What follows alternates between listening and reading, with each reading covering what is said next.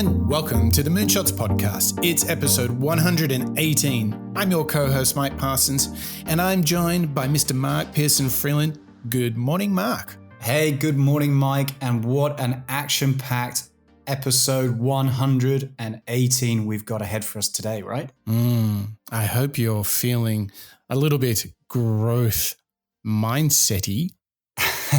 I am.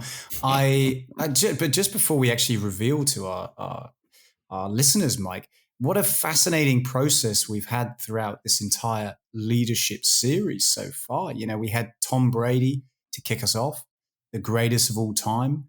You had Jeff Bezos, the behemoth himself, as well as an incredibly inspirational episode that I thoroughly enjoyed myself, Christine Lagarde. I mean, what an action-packed 3 shows we've already had. Yeah, I would say 3 very nuanced and different styles of leadership. The outcomes, the results, they're not up for debate, but it is very. There's a sense of like, when you see that actually everybody has their own unique way, their own unique style. There is without doubt a huge pattern of consistencies amongst moonshotters, amongst innovators.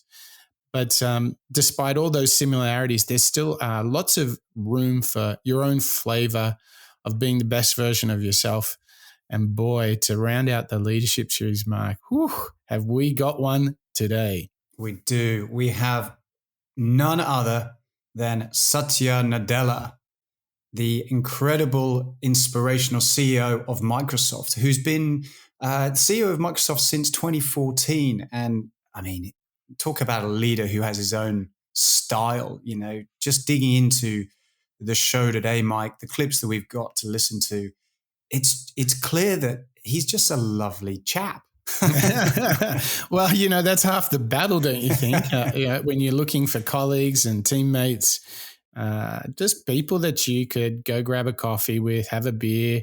You don't have to be besties, but I mean, he's certainly a very agreeable guy. And I'll tell you who else is feeling rather agreeable, and that's Microsoft shareholders since he came along. Because I want to lay this on you, Mark. Prior to Satya, you know, Microsoft, it was big, but it wasn't really growing a ton. And it certainly had a lot of missteps. And there was lots of conversation around Microsoft and where's it going. Satya comes along, 2014, and what a sea change. He has had such a fantastic impact on that organization. I have worked with folks in the old Microsoft and the new Microsoft, and I can tell you they're loving the new Microsoft. And I think this is a celebration of his unique style of leadership, which we're going to unpack on the show, how he unlocks his own personal performance, which we'll also do on the show. And we're really going to ask ourselves, how can we all do it like Satya? So I am so fired up to do this because he really is. He's different to Christine, who is obviously different to Jeff, who is different to Tom. More learning in front of us, Mark. It's what a way to do it, huh? Yeah, and going back to your earlier point, Mike, this just reveals to you and I and all of our listeners how many unique types of leadership is out there, how many lessons we can still learn from those who we see in the papers or those who are leading the companies that we admire, but also our colleagues and leaders and managers that we work with day to day. I do believe that what's really interesting about digging into people like Satya as well as Christine and so on is there's that little consistency that you mentioned, that little line, but each person has a different approach, slightly different taste to it. So, Mike, why don't I kick us off and introduce the first clip? Let's do this. Let's get into it. All right, guys. Well, I'm really excited. Let's get Satya to introduce the show to us by having a little bit of a moment to reflect back on his past, back to a time when he was not CEO of Microsoft, but in fact, he was hanging out with his family and being inspired by some of the past experience that comes with leadership and decisions within a family structure. And what I thought would be really nice, Mike, is to start from this very, very initial foundation. So this first clip we're going to hear about, with Satya introducing us to his family, is all about talent being everywhere and opportunity not. My great-grandfather, who was a marginal farmer, had just passed away, leaving my great-grandmother a young widow with 2 sons and no source of income. To provide for her sons and their future, she had to move to a town nearby and make some difficult choices. She became a domestic servant, but still could only afford to send one of her sons to school. While the 2 boys were close in age, both in grade school, one was seen as being more responsible, while the other was a bit of a troublemaker. My great-grandmother opted to send the more responsible, diligent son, viewed as having more potential, into the workforce. He became a day laborer at a construction site. He would continue in that field for the rest of his life, never given the opportunity to gain new skills and gain higher level employment. The other son was sent to the local school, and that boy was my grandfather. Despite being seen as being less responsible, he continued through school and eventually became a police officer. Despite entering the workforce nearly a decade after his brother, his starting salary was exponentially higher. It was my grandfather's education and the eventual career that enabled my father to pursue his own education, which eventually allowed me to follow my own passions. The opportunity my grandfather was given impacted the trajectories of the generations to come. This personal story reflects that often repeated adage, talent is everywhere, but opportunity is not. Well, that's a pretty heavy-hitting opening clip. Holy smoke! Where are we going to start with that one? I mean, what a great moving story. Also, what I appreciate is his acknowledgement to see the impact that his grandfather had on his father, and subsequently the opportunities he brought to Satya himself. So obviously full of gratitude and acknowledgement that was very good. But let's go into this. Talent is everywhere, but opportunity is not. I mean, where do we start unpacking that one? I mean, for me, you've just touched on a couple of elements of the clip that I really like around gratitude. I thought it's a perfect way to start because it demonstrates his personal approach to leadership, his ability to think about people first, to think about the foundation of his individuals that might be alongside him, as well as his customers. And this is going to be something that we're going to really dig into in today's show, this focus of Satya's. But also, it's, I think, a really valuable lesson for us to all be aware of, which is the identification and the acceptance of opportunities being there. So what's very, very easy, particularly in a stressful job or a time perhaps like a 2020 or post-2020 year, is to assume that you do not have everything figured out. You don't have an easy way of life. Things aren't handed to you on a platter. And what I think is a really, really great lesson that comes from this introduction clip is the acknowledgement that opportunity needs to be identified. It needs to be celebrated, and it needs to be grabbed when you can see it. You know, you shouldn't be so distracted that you don't identify it. Don't be so right. Don't put it down. Have gratitude for it. Yeah, well, so it's interesting. You said the word distracted. I would challenge that. I would say it's really awareness.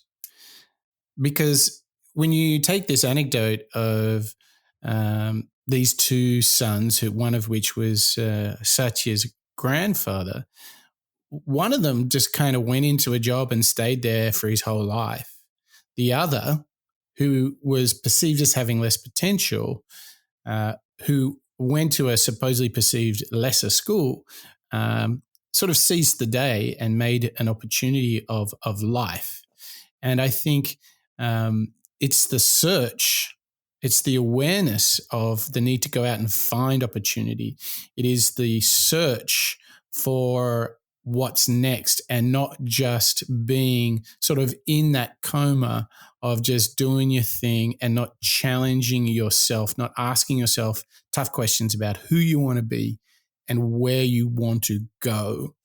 And I think it was a great clip, Mark. I mean, a really strong set of ideas are locked inside of this. But you know what? The best thing about this, Mark, is this sort of is a very subtle yet powerful nod to one of the core ideas that we can take away from Satya.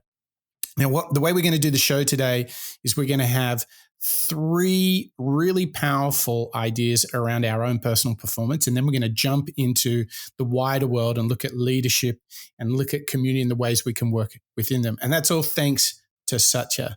But to bring us back to where we just were, Mark, if we're in the search of opportunity, because, you know, you can have talent, but you got to work on it, right? You got to go find opportunity. Mark, what I want to present to you is this next clip, because I think in here is perhaps one of the biggest things that we can all learn from Satya. So we sensed in the story that Satya just told us that he's really orientating himself towards some ideas around personal growth, opportunity. You can tell there's this underlying thriving DNA that he has. And here's the good news, we can all have it too. And it starts with this next idea, which is in the clip that we're going to play from Satya Nadella. And it's all about a growth mindset. And I believe that everything that needs to be known about Microsoft in 2019 can be traced back to our origin. Which is we build technology so that others can build more technology, right? I felt like we were doing things out of envy and others. We needed to get back to what our core identity is, right? Especially in 2019, where every company is a software company around the world. We can just basically be a software platform and tools provider and have a good business. And so I felt, let's be proud of who we are. Of course, we got to express it differently. And then, you know, really reinforce that. That's why we talk about our mission around empowering people and organizations. The other piece, though, is we had to work on our culture. You know, I distinctly remember, I guess it was 98 when we first became the largest market cap company in the world. And many of us, you know, were lucky enough to participate on that wave of growth. But I remember that day when we walked around, you could see in campus, people thought, wow, we must be God's gifts to mankind, right? We're so smart, we're so good, look at us, and except that was not the case. I mean, the case was, it's a temporal thing, and it only matters, what matters is your ability to learn, grow, be grounded in the realities and our customers and what have you. And so that's why I wanted a culture that stood for that learning organization. And in fact, my wife had introduced me to a book by a Stanford professor, Carol Dweck, which I'd read, Mindset, many years before I became CEO. You know, it was a huge influence in our household as it relates to our own children's education. But quite frankly, it was a great education for me, because when I read that book, I realized that notion of growth mindset applies to individuals like me. It applies to companies like Microsoft. So we took that meme of growth mindset and said, look, let's not be know-it-alls, let's be learn-it-alls. And has been a very helpful part of, I would say, our journey around this, what is a cultural meme that we can even make first class, that we can have a real dialogue on. Whoa, there's a lot of good stuff in that one, Mike. A lot of good stuff. Obviously, Satya's calling out Carol Dweck's Growth Mindset book, and I know that this is going to be a big thing as we start exploring Satya's leadership approach. For me, I mean, learn, grow, be grounded. This is really, when you do dig into Satya's approach and style from a leadership as well as a personal development piece, he is really, really focused on this learn it all approach. You know, he's got that passion, that drive to learn, to adapt, and to also listen. And this growth mindset, it reminds me of a lot of the lessons that we learned from, Patrick Lencioni about being a great team player. You've got to listen to others. You've got to absorb whoever's the smartest person in the room, perhaps. Make sure to adapt and surround yourself with these inspirational individuals. But also this idea of being grounded. You know, they could have been on the campus thinking that they were the top dogs or God's gifts, as I think he says. Yeah. But having that, the almost the patience, I suppose you could say, the awareness, going back to what you were saying in that first clip, the awareness of, hey, we can still get better, or we can still help other people, is really powerful in that clip. Yeah, this growth mindset is not to be underestimated. I think for you and any of our listeners right now, if you kind of want to get to the essence of one of the most highest order of principles that do define most of the moonshotters, it is really a growth mindset. These are people who are fundamentally willing to take feedback, to challenge themselves, to strive to be better, to find a different way of doing something. They are curious, open-minded. They're excited about the possibilities of learning new things.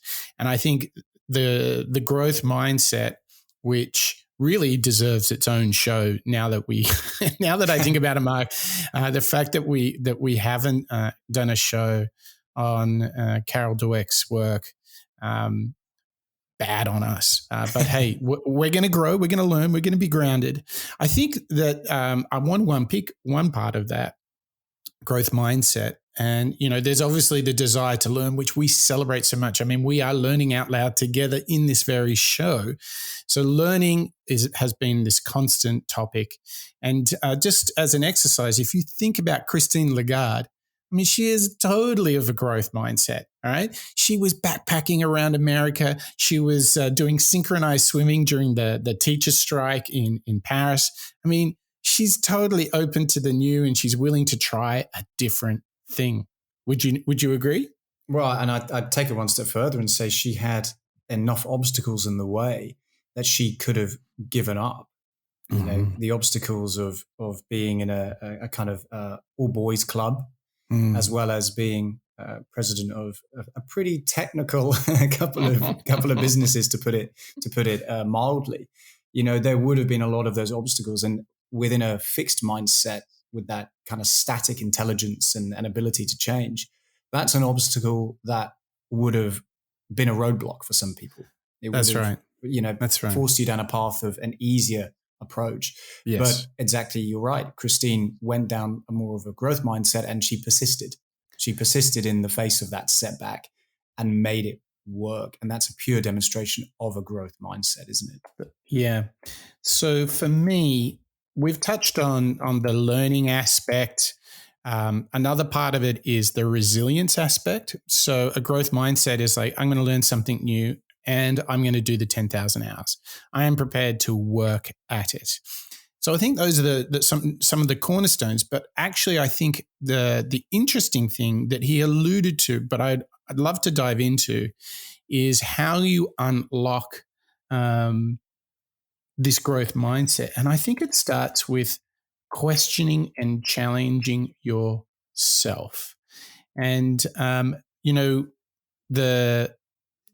the interesting exercise here is I want to tackle the awareness thing, because what I found in my personal experience is that I had to go through a whole series of events in my life that led me to being more sort of leaning towards this growth mindset. And so I'm thinking about this, like, if we could propel some of our listeners, to propel ourselves further into a growth mindset, I think it all comes down to how you question your situation. And, what I would do is ask questions around, are you doing things that you feel that you're naturally designed to do? Are you challenging yourself to do things in a different way? I'm really interested in the unlock. Are you facing a problem that is really hard to fix and requires a totally different approach? Asking yourself, how good does it feel when you learn something? How you can really sort of unlock the curiosity engine. Because I think if you're prepared to ask yourself tough questions, if you're prepared to ask yourself and challenge yourself, then I think you can sort of kickstart this growth mindset, this growth engine, the curiosity engine. And then you're completely willing to try different things. Is this really my best work? Can I do better? And because you're kind of glowing in this curiosity and this growth, you're prepared to spend the time to go out and learn and to go out and grow yourself as a whole person, to be the best version of yourself, even if you're only making a 1% difference every day or every week. The fact that you're so curious, that you're celebrating the growth, to me, this is the really big unlock. Because I think, we listen to Satya and it's all great that he's got this growth mindset and he's transformed the company, but not all of us are ready. So I think what's interesting, Mark, is how do you think we can get ready for a growth mindset? If you wanted to really challenge yourself about having a growth mindset right now, what questions would you ask yourself, Mark? I mean, it's such a hugely relevant question, Mike, because I often find myself at this crossroad myself. When there are challenges or obstacles, it is very, very tempting to almost lean on them and say, well, that's kind of it then. Okay, never mind. I gave it a go. I'll go and give up now. And what I found through the Run Holiday series was trying to adapt and think of those obstacles as opportunities. That was very helpful for me. But what where I'm getting inspired by the moonshotters that we cover is that each of them, as we were saying earlier, has something else to teach us. And what I'm hearing from Satya and how he's really projecting an awareness of the growth mindset onto our agendas, I'm reminded that there's also within the fixed versus growth mindset the idea of effort. So the idea of effort in a fixed mindset is effort's fruitless. I'm never going to get anywhere, and that's kind of it. I've done my best. I'll see you later. Whereas on the growth mindset, the effort that you put into something, you mentioned the 10,000 hours, the effort that you put into something is your path to mastery. And that's something that I think I haven't dug into enough in the past. I think it's very easy for myself or listeners to fall into a pattern of, okay, I've failed here. Well, maybe it's just not for me. Or this is too hard. I'm putting too much time in it. I'm not interested anymore. And instead what I'm trying to do myself is retrain my reactions so that when I am perhaps dealing with something that hasn't quite worked, instead of thinking, well, that was a pain, never mind, instead almost celebrating it and thinking, well, that was a good opportunity to learn from. I can use that as an opportunity to improve my effort for next time. And gradually I'm getting better and better at this. By the time this happens again, hey, I'll know how to react. Yeah. Well, building on getting comfortable on all of this, it's so much been a theme of the Moonshots podcast that you have to embrace the discomfort, right? Failure is an opportunity to learn, to grow. Problems are opportunities. These are really big themes. And what's interesting is then you can see, just like Zaha Hadid, she's like, challenges help me grow. I become better because of those challenges. You can train yourself to be open to constructive feedback. You can take inspiration for others. And I think at the heart of this is really saying, when was the last time I tried something new? I think if there was one behavior I could recommend to you, Mark, just try new things. I think this opens up. It's like somewhere deep in your brain, lights turn on, neurons start buzzing when you do new things. Now, sometimes you can fall victim to feeling overwhelmed by these new things. But if you go in with a certain childlike mind and curiosity and say, hey, let's just see how we go, I think this is where the growth really can start. So for you, Mark, if I challenge you and said, okay, it's all about learning new things, what's the next new thing you would like to learn? I think the next new thing I would like to learn is probably, we've talked about it a few times on the show, but the patience to check my reaction and have it a little bit more controlled. It's very easy to react and, want to throw your hands up and say, well, that's that then. And, you and I have talked about breathing exercises, pausing, maybe even going for a walk before you have to respond to something or someone. And that's a really handy one. I think as a growth opportunity for me and trying something new, that kind of feels like it would be the most useful, I think. But at the same time, I've got a second one. Yeah. I've got a second one that actually might be even more valuable. Oh, yeah. It's the expression. Maybe this is what I'm trying to communicate. The expression of, okay, well, this is how I am feeling because of that difficulty.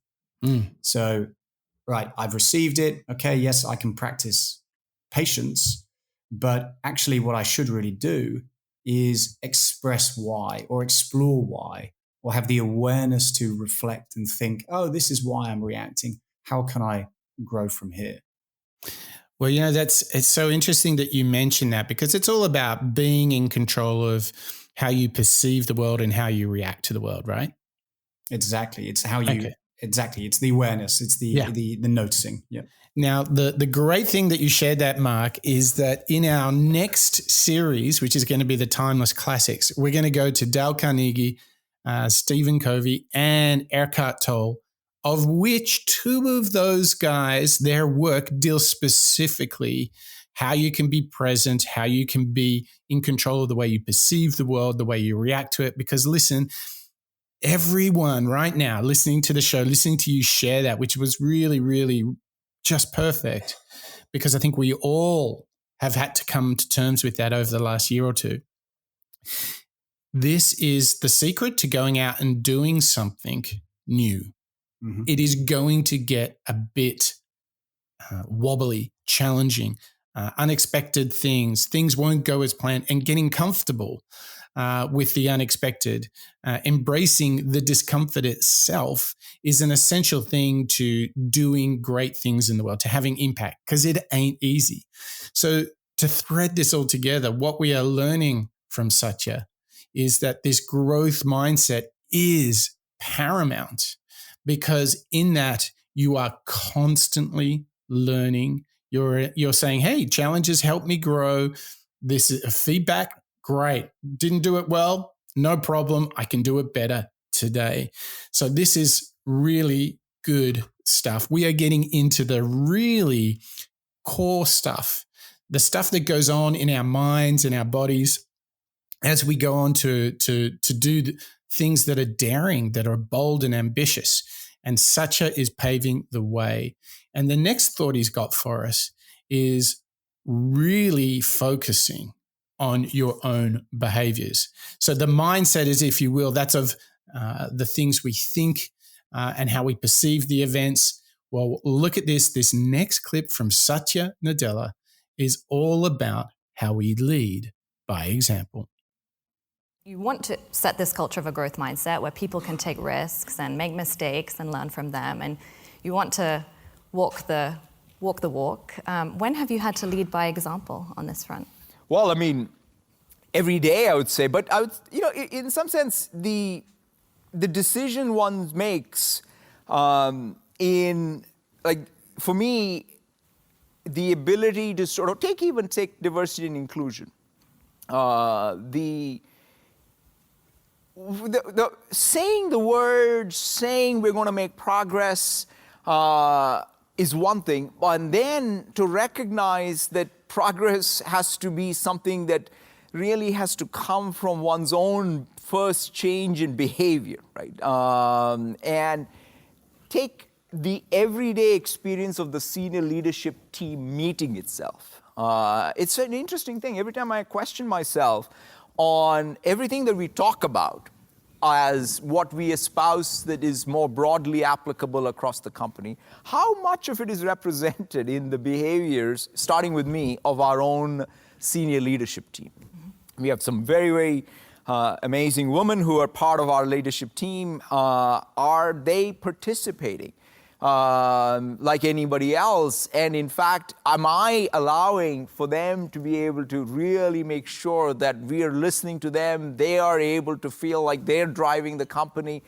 And starting with that type of sensibility, which, by the way, is not constant, but at least are we pushing, is sort of the way I think I remind myself of how important, to your point, about it sort of putting it everyday practice. We have three things that are the cultural I would say pillars for us, right? One is diversity and inclusion. The other one is customer obsession. And then the other one is to bring the company together as one company, as opposed to fragmented set of P&Ls. All three of these are just super hard, easy to say, but require everyday practice, starting with me. Easy to say, but requires everyday practice. I mean, Mike, if there was ever somebody who was challenging the work and the lessons that we do on Moonshots, it's Satya. We come here, and every episode we do talk about progress and personal development. And I think exactly what he's saying here is, well, if you're not actually following through with it, putting it into practice and giving it a go, it's not the same. It's not the same as intention, is it? It's got to be behavior. Yeah. You can't just talk the talk. You've got to walk the walk as well. And this, as you well know, Mike, this is one of the things that really bothers me about people who post a lot of virtue-based content in social media. I'm like, come on, guys, just do it. Not everything is a social media post. And what really bothers me is that the unawareness that people have, that they think they are doing the right thing by talking about it in social media and not actually doing it. So this social outrage about this or that online, that's not changing the problem. What I love about Satya is he's like, these topics, diversity, inclusion, etc., they're hard. And I love the way he is like, it's got to follow through with behavior. And much like we did with the growth mindset, I think that all comes by asking tough questions to self-evaluate. So I love to, I've got quite a few different sets of questions that I use to call myself out. So to avoid, getting in your own fantasy, you tell yourself your own narrative. I think it's really important to ask yourself these questions and to force upon yourself some self-evaluation. Now, obviously, we actually did a bunch of questions on growth mindset, so we won't do a whole bunch here. But I think you have to be in a place where you can call yourself out so you don't fall into the trap of just talking the talk, but walking the walk. So, Mark, how do you keep yourself honest with this idea of, you can talk the talk, but how do you walk the walk? How do you follow through with things that you do? I do have some mantras as well. I do have a list of guiding principles, I suppose you could call them, that help me check my reactions. And this is very focused on what mindset have I got right now and how am I reacting to things. I think what also helps me from a practical perspective is prior to going into a experience that might require, let's say, a difficult conversation, I'll try and prepare things in advance, not necessarily, a script. If I'm using a conversation as an example, if I'm trying to stay true to my intended behavior, I'll try and plan it a little bit. So we've talked about white papers, one pages, skeleton structures that we will give one another or our colleagues in order to align a little bit prior to, doing the heavy lifting. But I think the same is true when I'm preparing myself for a customer job or even if it's just something that I'm doing myself. I'll try to prepare a little bit. And that normally comes through notes or scribbles on a piece of paper or an iPad, just to help me prepare. Because then the benefit that I find with that is I can almost anticipate my own reaction. So if I already know how I'm going to react to something, it allows me to recognize it, have the awareness and check it prior to it taking place. What you're really saying is, probably the answer to the question, did I spend enough time to do quality work? Exactly. It's noticing that. And that's really a story of preparation, right? So there's some other great self-evaluation questions. If you want to call yourself out, did I work as hard as I could have?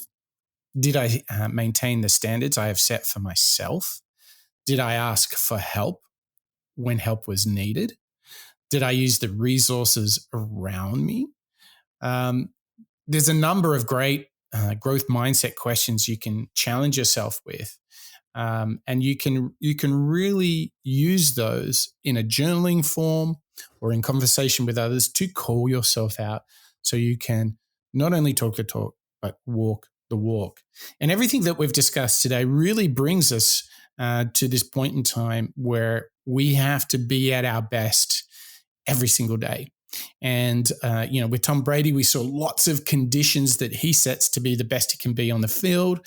Very much about preparation, to your point, Mark. He's holistic, mind, body, spirit. He's really pulling it all together. Bezos is all about thinking and doing, and particularly the mental models that he unlocks, these crazy flywheel effects. And with Christine Lagarde, someone who is just insanely curious and collaborative. But what we've got in store now is another thought from Satya Nadella that really kind of brings this home. And what we're going to hear now is how he responded to a challenge. So everything we've talked about, like how we receive a message and how our actions come out of it. This clip that we're about to hear is all about Satya being of a growth mindset. Before you were CEO, you took this job leading Microsoft's first real cloud business. And Steve Ballmer apparently told you this might be your last job at Microsoft because if you fail, there's no parachute. That feels like a lot of pressure. Why did you make that jump? Steve, who went to school here, had many. He just went for 1 year, from what I understand. Oh, this is the funniest thing. I should say this. I mean, I guess the other guy who went to school here was Mukesh Ambani. So I believe one day Steve Ballmer was introducing Mukesh in Bombay. And he joked that both of us dropped out of GSB, except that Mukesh had never told anybody that he had dropped out of GSB. So there was a real scandal. And so Steve, wanted us to really take this new business area, which was our online business. In fact, Susan, who's here, and I worked on it for a long time as well. And he felt that, look, this was a place where we needed to make progress. And Steve had this very clear sense of what it means to succeed. And his point was, you're going to go learn a lot. And of course, I'll fire you if you don't do a good job with it. And it was sort of a way for him to perhaps communicate both why he as the CEO cared about this business and at the same time his expectations.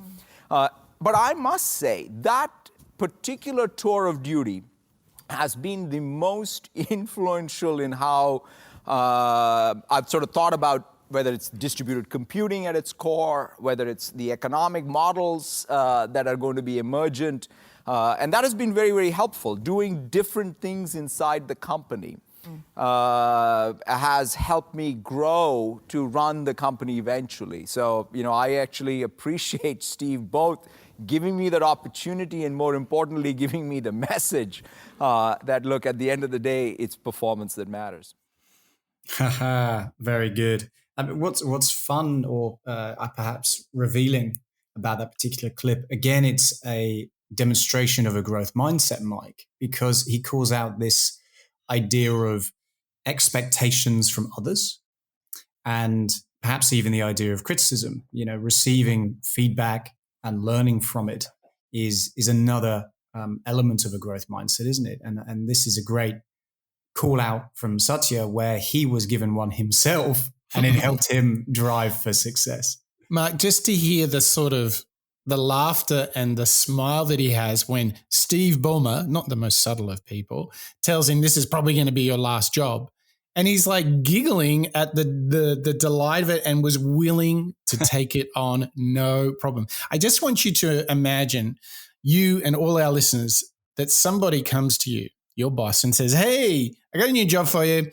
It's really tough. It's really important. And you'll probably stuff it up and we'll probably fire you. Most of us would go into cardiac arrest. Yet, because this is the growth mindset again, he's like, okay, well, obviously this matters. So if it's a big deal, maybe I can really help the company by taking on this challenge. And Mark, this is just the perfect way to surmise what we can learn from Satya for ourselves, for our individual performance. I think this is growth mindset, like in action. 1, this curiosity and willingness to take on new things. 2, leading by example. He's prepared to walk the walk. And 3, he's like, adversity, challenge, no problem. I mean, this to me is like a great body of learning from which we can take from Satya and embed it into our daily practice. Ask the tough questions, pause, be grounded before you respond. I mean, what a great first half of the show, Mark. I mean, this is really good. And I'm not sure that we've actually had someone really expose us to growth mindset like this. Can you remember anyone that's really done that? I mean, we've certainly discussed it ourselves. We've certainly made some comparisons with the moonshotters we've covered and how we might use a growth mindset approach ourselves. But I don't think we've really specified it as clear as it has been today coming from Satya. I feel as though you're right. We've got to do another session on growth mindset, don't we? Yeah, the book by Carol Dweck. Yeah. Well, there you are, Mark. We're right through the biggest chunk of the show. We've learned so much, and I tell you what, there is a destination on the internet which can fuel your growth mindset. Where would that be, Mark? Well, for those who want to dig into potentially a back catalogue, maybe go and hear these episodes that we've referred to, such as Christine Lagarde, Jeff Bezos, Tom Brady, Zaha Hadid. I think you've referenced Lady Gaga earlier as well. You can pop over to www.moonshots.io, and over there you'll see all 118 episodes once this one goes live. You've got transcripts for all of the shows, some additional show notes, as well as documentations. You've got mantras. You've got an ability to sign up for our newsletter. But also, Mike, our listeners have the opportunity to leave us feedback. Who would they like to hear from and who inspires them day to day? And this is where we've got a lot of our direction. In fact, Bettina from Munich recommended we cover Christine Lagarde. So, Bettina, thank you very much for that. We hope you enjoyed the episode. And as we grow our listenership, Mike, I hope we're going to continue getting lots of good recommendations from our listeners. I totally am signing up for that, and encourage all of you to hit moonshots.io. Tell us what you think of the show, who you want us to cover.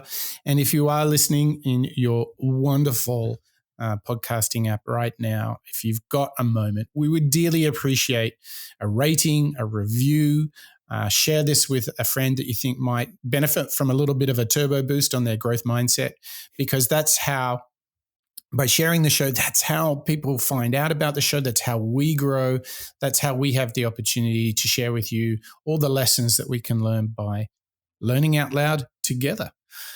Now, talking about learning and talking about how to embed this into how we work, Mark, we have a couple more clips with a lot of goodness in them.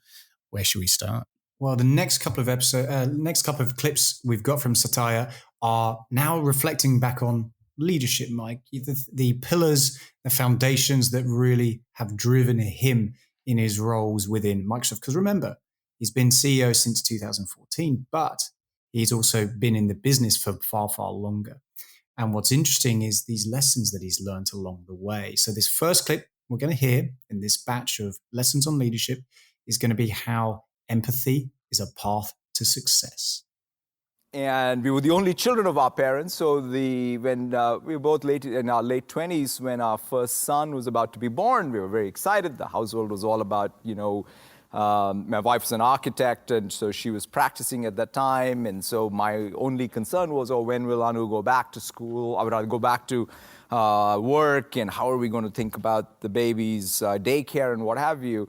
And lo and behold, one night, there was some complications, and our son Zain was born. Because of some complications, he now has cerebral palsy. He has quadriplegia and is locked in. And I would say for the first maybe as many as 5 years, I struggled with it, primarily because I felt that all these plans that I had for what our life was going to be like had taken a real turn. And then I watched Anu go up and down 520 in Seattle, taking him to every therapy possible, speech, occupational. And then I was just watching it and still moaning my own sort of whatever issues. But then it dawned on me that nothing actually happened to me. Something had happened to my son, and that I needed to, as a father, step up and do my duty. In other words, it is the harsh but real lesson around being able to see the world through the eyes of my son. Right? That's what empathy is all about. And I think that's what it is. I mean, it's innate in us all as humans. I think empathy is something that we are all very capable of.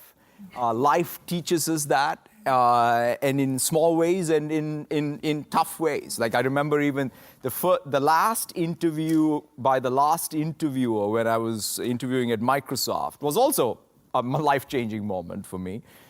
So I went through this interview. It was all code on screen at that time, and so this guy sort of says, "Hey, here's a question for you. You're at the crossroads. A baby falls and is crying. What'll you do?" And I say, wow, this is some search algorithm I didn't learn. It must be some variant of some traveling salesman problem or something. And I sort of really thought about it for a few minutes. And then I said, I'll go to the phone booth and call 911. This was pre-smartphone. So he gets up, he escorts me out, and he says, you know what? You need to develop some empathy. Because when a baby falls, you pick them up and hug them first before you call. And I thought, that's it. I'm definitely not going to get this job. And lo and behold, I did get the job. But nevertheless, I mean, I really think that that's so core. And some people say, well, like, what does that have to do with sort of business? Or what does it have to do with work? And I believe it has everything to do with work. I believe if you sort of say innovation is all about meeting unmet, unarticulated needs of customers, where is that source of your ability to get in touch with that unmet, unarticulated need going to come from? It's going to come from your ability to, in some sense, be able to listen between the lines, to be able to extrapolate And that's, to me, deep sense of empathy, right? So people talk about design thinking. I think design thinking is empathy. And so therefore, I do believe that, life teaches you empathy, and, empathy is the source to success in any innovative agenda you have. Ooh, he just touched on a bunch of themes that are right up my alley, Mark. Holy smoke. Okay, first of all, I love that he understands the relationship between empathy, design thinking, and innovation, because what's really interesting on a tactical level here, if you do want to create something new, you have to understand what people need. In order to do that, you have to demonstrate some empathy. And a theme that he comes back to time and time again is walking in the shoes of others. And I would say, Mark, this doesn't only help you build a great product for your customers. I think this really helps you take care of your colleagues and your teammates too, wouldn't you think? Yeah, I mean, if you can't imagine the situation that your colleagues or teammates are going through, then you're probably going to give them feedback or a request or a bit of work that's pretty unreasonable. I think you'd want to talk to your family in a pleasant way, don't you? You don't want to upset your sister or your parents or whatever it might be. And I believe a similar approach is necessary with work. If you can understand and appreciate where a colleague or customer is coming from, then you're more likely to be able to A, spend your time doing something valuable, and B, not upset everybody in the process. It's really, really powerful. Empathy is very undervalued in the internal dynamics within an organization. It's often a bit too dog eat dog kind of thing. The interesting thing here is that companies might spend a lot of money trying to understand their customers, but there's a really interesting insight. How much money do they spend understanding their employees? Yeah. And it's a real, once you actually kind of unpack that one, you're like, oh gosh. And I think what Satya is highlighting for us is the need to show empathy through all those different stakeholders and communities if you really want to get the most out of them. And I think his results speak for themselves. So I don't need to convince anyone that he's got the points on the scoreboard as far as that's concerned. But talking about scoreboards, Mark, we actually have the opportunity to dive in and talk a little bit of sport through Satya Nadella, because he had the most amazing experience. Something that if you want to see empathy to your teammates, this is coming up in this clip. What we're going to hear now is a story of Satya playing cricket and something that happened to him, which was really very demonstrative of what leadership looks like. Another foundational influence for you was sports.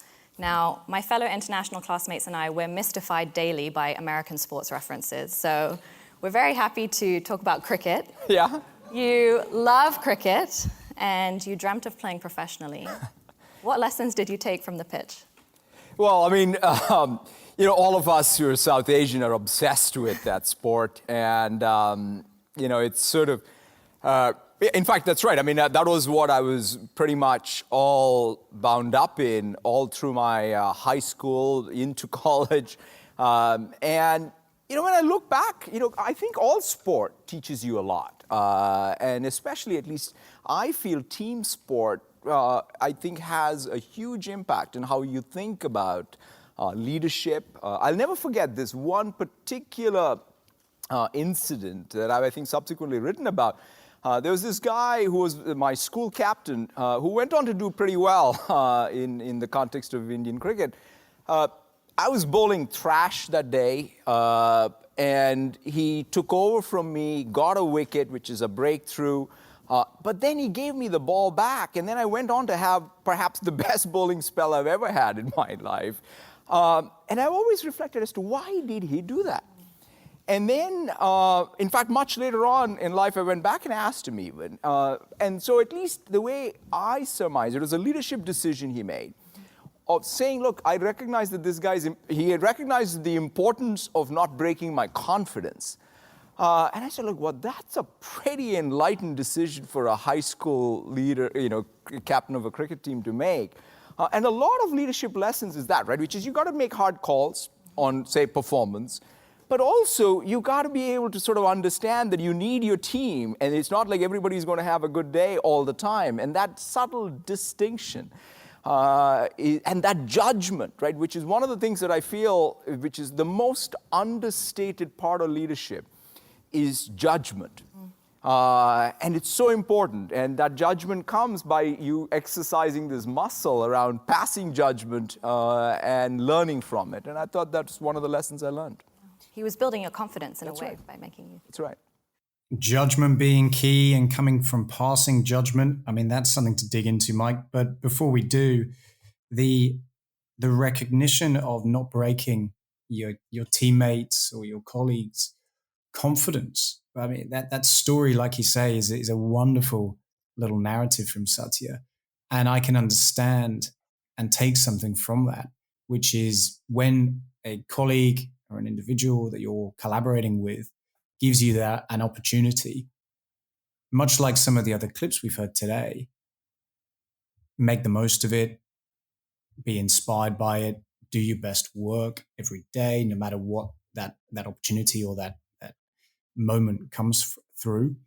But also, I love the idea that it's lasted with him throughout the rest of his career. Oh my Satya gosh. remembers this from high school. Yeah, he's still talking about it, which shows you what happens when you use that empathy and you share your confidence with others to help them become confident. Like the fact that, to give it an American equivalent, that would be like a pitcher comes on, does really poorly, they take him off, the next guy comes in, gets a few strikes, but then walks off, gives the ball back to the one that was struggling. He comes back on the mound and then starts throwing again. That's essentially the story he told, but through a cricket game. This was really powerful because the guy who replaced Satya was aware that it was more about helping Satya rise rather than in him being the star of the game. And we've seen this big time when Michael Jordan had to learn to pass. We saw this a lot with Tom Brady and the impact he has on those around him. This is really the highest form of leadership. It's not just about your individual performance. It is about the team. It's bringing everyone along with you. And I think this is on the second side of the growth mindset, using this empathy to boost those around you. What a great big lesson that we're getting from Satya here, Mark. Yeah, this is so powerful when we consider how we can all be not only great leaders, but also great teammates and team players. Once we can focus on that empathy, once we can think about the confidence that we have as well as the judgment we give to others, I mean, you're really creating the best environment and ecosystem for collaboration as well as communication to thrive, aren't you?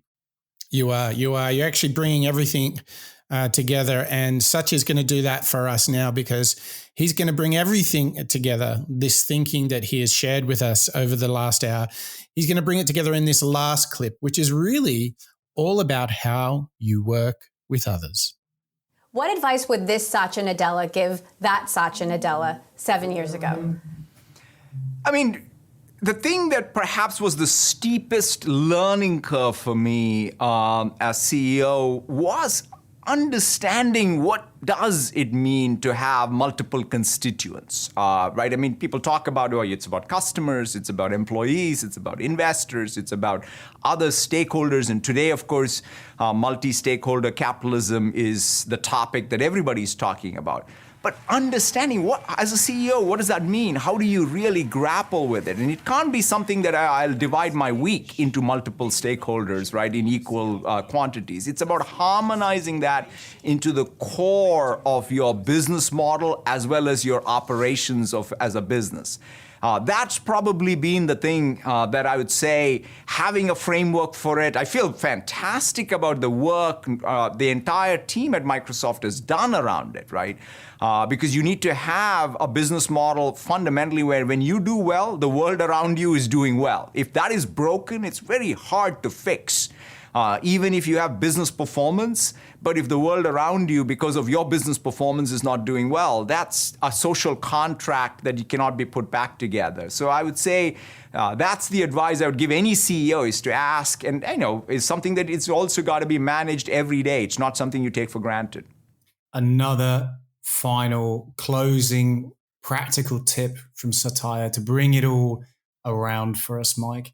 The idea of creating frameworks, as well as, again, that daily ritual of checking in, of doing the best work that you can, and always maintaining this harmonization and collaboration with teammates. I mean, that's a full package right there. It certainly is, isn't it? And it's really fascinating how he understands this model that, if you, the individual, is doing well, then your constituents, your teammates, your clients, everyone has to kind of get the net positive effect. And that's how you can judge if you're doing the right thing. I mean, wow, some really good stuff. And what a joy it is to dig into someone that's come into an organization and had so much positive effect. I mean, the transformation is clear. What we've been able to do today is unpack what did he do in order to get such a great result for the team at Microsoft.